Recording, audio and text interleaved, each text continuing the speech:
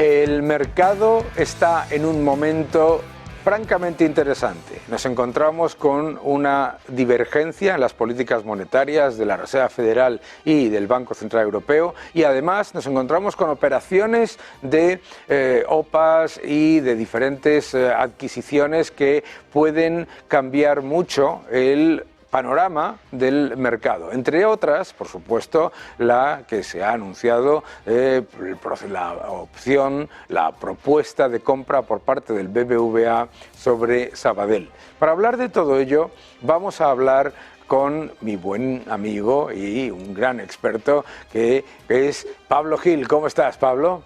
Hola, Daniel, ¿cómo estás? Encantado. Muy bien. Muy bien, Pablo, siempre un gusto que te unas a nosotros, y además me he enterado que vas a dar un curso de análisis macroeconómico bursátil, que estás haciendo un curso. Cuéntanos un poquito de esto antes de empezar. Bueno, pues sí, efectivamente, el día 3 hago un lanzamiento. Para aquellos interesados en mi página web, Pablo Gil Trader, pueden suscribirse, es completamente gratuito, donde voy a contar un poco cómo tomo mis decisiones de inversión habitualmente, en base a tres criterios, ¿no? La parte puramente macroeconómica, la parte de metodologías de inversión, que ya veremos que hay como muchas formas de enfocar el corto, el medio y el largo plazo, y luego el gran desconocido, ¿no?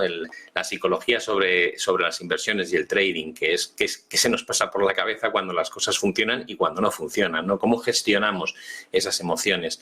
Así que nada, es un curso largo, calculo unas 30 horas, así cualquiera que esté interesado en ver cómo planteo mis inversiones para la segunda parte de este año, y también que presentaré esta formación con todo lujo de detalles, pues que acudan por favor el día 3 de junio a este lanzamiento, que será online y donde tendrán todos los detalles que les interesen. Fantástico. En Pablo Gil Trader, el 3 de junio. Bueno, estupendo. Oye, pues vamos a hablar un poquito de esto de que está generando todo tipo de titulares, la OPA, una OPA hostil en el sistema bancario, algo no muy típico. BBVA hace una oferta por Sabadell, que después de no aceptar que se haga una fusión entre amigos o de manera amigable, pues se ha convertido en una OPA hostil, y esto es algo muy, muy raro dentro del sistema bancario. ¿Cómo ves tú esta operación? Bueno, yo considero que la operación tiene todo el sentido del mundo siempre y cuando les dejen hacer lo que no les dejan hacer. Es decir, cuando escuchas a los políticos, porque en este país todo lo politizamos, ¿no? Da igual que sean decisiones económicas, lo llevamos siempre a ideologías, pero de hecho cuando ves la reunión entre Miquel Roca e ella, pues ya te da una idea más o menos de por dónde van los tiros. A mí me hace gracia, ¿no? Cuando se plantea una OPA y escuchas a un político que dice que sí, siempre y cuando no haya despidos. Digo, vamos a ver, la esencia de una OPA es reducir costes y hacer que no sea dilutiva, que mejore el BPA, que bueno, pues precisamente lo que haces es fusionar dos negocios similares donde esperas obtener ciertas mejoras. En el caso de BBVA es obvio, tiene mucha dependencia a lo mejor a nivel internacional de México y de Turquía, y busca tener una presencia mayor en territorio español, sobre todo si ellos están más en la banca minorista y Sabadell más en la banca, digamos, relacionada con empresas, pues es una forma de diversificar el negocio, pero te obliga, lógicamente, a reducir plantilla para poder acometer este proyecto. Si los políticos se meten por medio y te dicen que es una OPA donde no quieren ver despidos, pues apaga y vámonos. No tienen ni pies ni cabeza, ¿no? En mi opinión, no va a ningún lado. Claro, es que cuando los políticos te dicen que quieren que haya una OPA que no sea una OPA, es decir,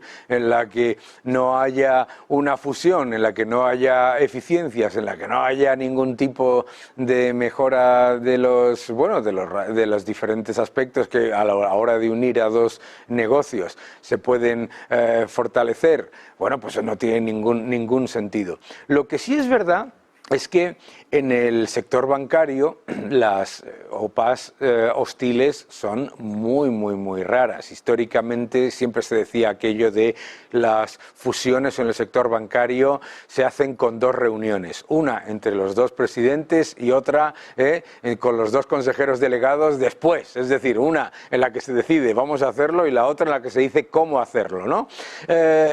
¿Crees que una OPA hostil es algo que puede funcionar en este entorno, particularmente de una banca que viene de una época muy complicada, claro? Sí, es que además estos 2 bancos ya tuvieron un episodio en 2020, como recuerdas. En aquel momento estábamos con el tema de la pandemia, había una falta de visibilidad brutal sobre lo que podía ocurrir y BBVA dudaba del saneamiento de las cuentas de Sabadell, ¿no? Y aquel primer proyecto pues no funcionó. Algunos dicen que porque se filtró la información justo antes de reunirse los 2 presidentes. Bueno, nadie sabe realmente el porqué, pero ya es una relación que viene un poco viciada de hace 4 años. Yo creo que el hecho de que se nieguen a un acuerdo voluntario y que se convierta esto en una OPA hostil, pues el peso mayor lo va a tener ahora la valoración que hagan, por un lado,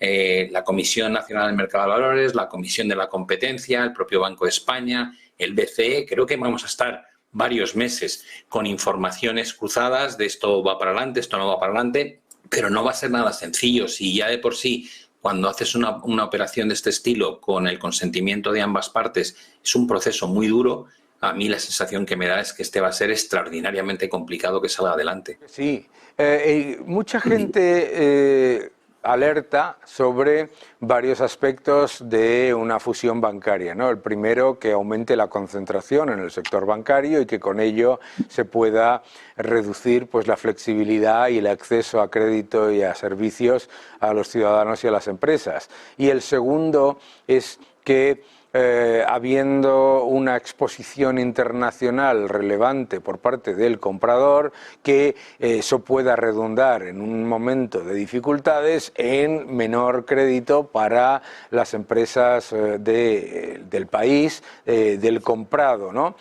¿Cómo ves tú este argumento? Porque yo creo que hay por los 2 lados, ¿no? Uno dice, mire, en un banco usted lo que quiere es que sea más grande, no que sea más pequeño, ¿no?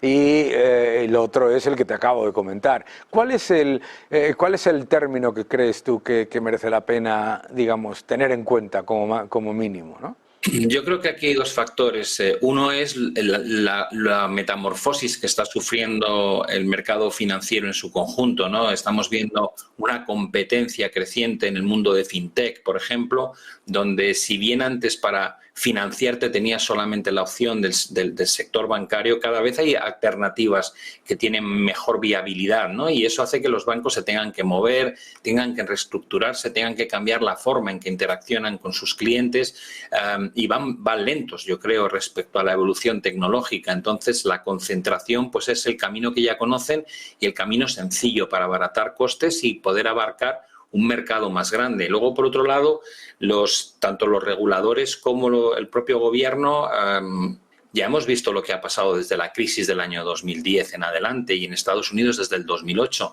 Se ha tendido a crear megacompañías. Ahí tienes a los JP Morgan de turno, por ejemplo, ¿no? Que son bancos gigantescos, y cuando te vas a la realidad de Estados Unidos lo que descubres, sí, tienen cientos y cientos de bancos, pero realmente los 5 o 6 más grandes representan el 80% del sector bancario en Estados Unidos.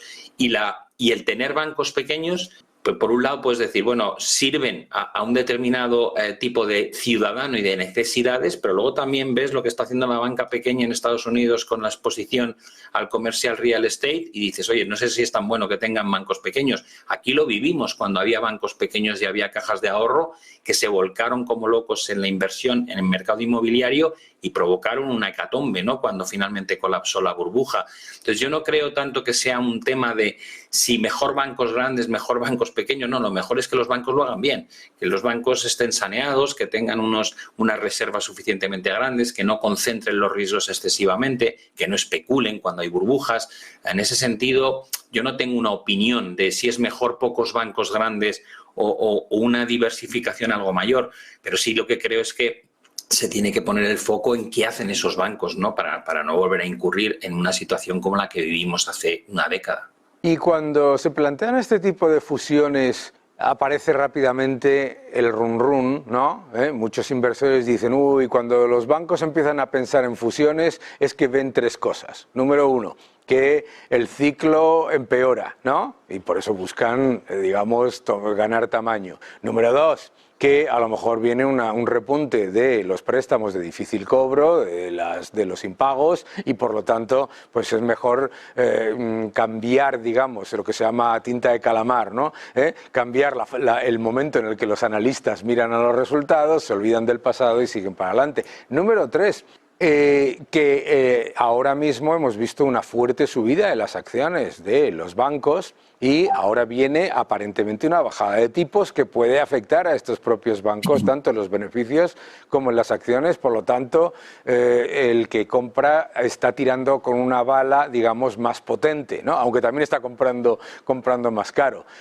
¿Cómo ves tú esto? Sí, yo creo que el momento que han vivido los bancos durante el último año y medio es idílico, ¿no? Has tenido una subida muy rápida de tipos de interés desde cotas históricamente bajas y ya sabemos que el margen de intermediación de la banca funciona entre cuánto pagan por los ahorros que captan y cuánto cobran por el dinero que prestan, ¿no?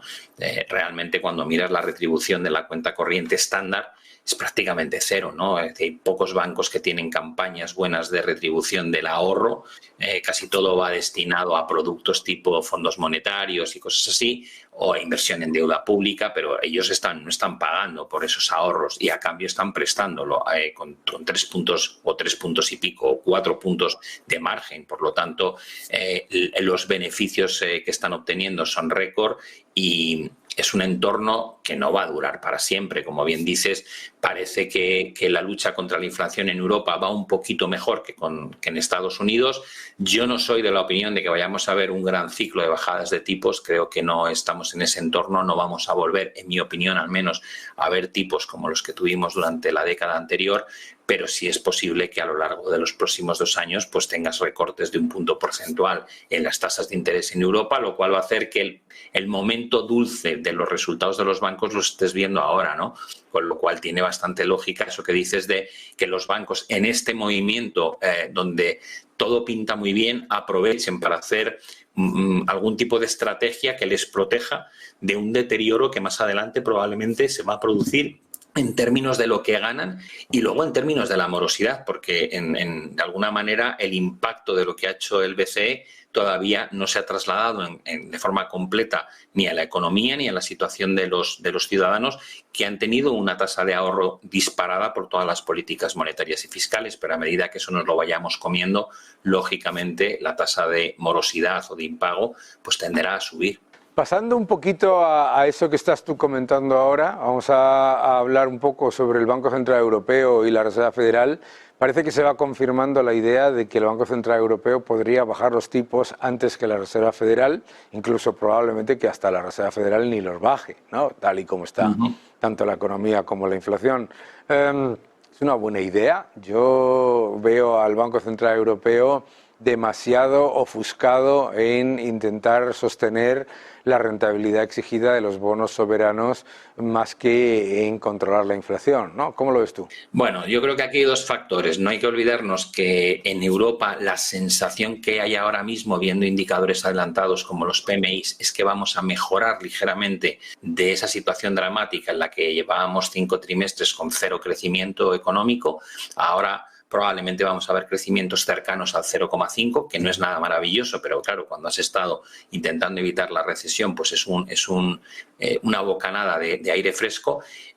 Y el tema yo creo que es crucial es que el BCE sí quiere recortar tipos en junio, pero es que se le va a acabar el momento de hacerlo porque le queda un mes donde el efecto base de la inflación interanual le va a dar un respiro. Pasado el próximo mes, los datos comparativos que vamos a hacer año contra año lo vamos a hacer contra inflaciones del 0% y no tenemos inflaciones mensuales del 0%. Estamos teniendo inflaciones relativamente altas. Lo que quiero decir con esto es que a lo mejor en mayo todavía publicas datos que son buenos en términos de inflación, pero a partir de ahí te vas a encontrar con un repunte interanual muy probable y además rápido. Claro. ¿Cómo de compatible es eso con bajar tipos? Yo, si me dijeses, bueno, ¿crees que pueden bajar en junio a 0,25? Digo, sí, y tal vez no bajen más. Tal vez en lo que queda de año, con un repunte de inflación, se haya acabado. Eso sea lo que consigas del BCE, un mini recorte y poco más, ¿no? Y la promesa de que si en 2025 la inflación remite más, ellos bajarán más los tipos, pero no creo que debas hacerte una idea de comienza el ciclo de bajadas de tasas de interés en Europa y en Estados Unidos, tú lo has dicho. Han tenido un momento en el que la inflación remitía en tasa interanual con unos crecimientos muy sólidos y ahora resulta que probablemente la inflación ya estamos viendo que es más pegajosa, sticky de lo que inicialmente teníamos previsto, se queda en tasas del 3 y pico el IPC y dices, bueno, empieza a ralentizarse la economía, ahora ya creces al 1,6, no al 2,5, es una combinación bastante complicada para la Reserva Federal.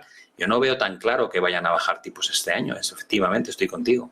Claro, es que yo lo que veo es que hay una narrativa en el mercado que básicamente asume una serie de bajadas de tipos por parte del Banco Central Europeo y también de la Reserva Federal, esperando una reducción de la inflación en la que no te acompaña, uno, la masa monetaria, que está repuntando, no te acompaña el gasto público que continúa disparado y el déficit es mayor creación de dinero artificial. Número 3, tampoco te acompaña el efecto base tan importante que tú acabas de comentar, que es que parece que mucha gente lo del efecto base parece que no le preste ninguna atención.